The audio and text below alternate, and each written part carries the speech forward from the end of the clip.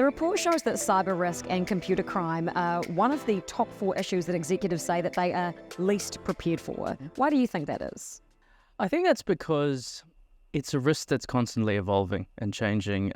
Speaking specifically to cyber, what we've seen over the last 12 or 18 months is that the technology available to hackers and computer criminals is ever-changing and advancing.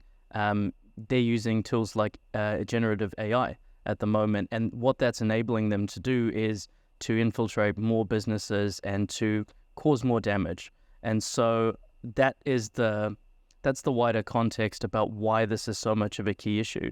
It's been an issue for a long time, and it's a key issue for all organizations, whether you're large or small. Of course, larger businesses or more public-facing organizations are more prone to these sorts of attacks, but it can and very often, unfortunately, does affect all organizations.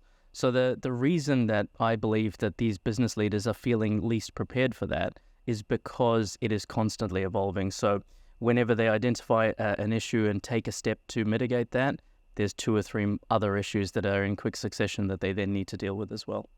If it's moving so fast then, Taranesh, what can business leaders and organizations do to make themselves better prepared for those risks? It's about getting the right posture. You have to have the right structure and framework in place to manage these cyber risks. And unfortunately, that is constantly evolving. Just like the risk factor, your response needs to be constantly evolving. At its core, it's about understanding what your vulnerabilities are across your system, what your architecture looks like, and then identifying what the key mitigations you ought to have in place are.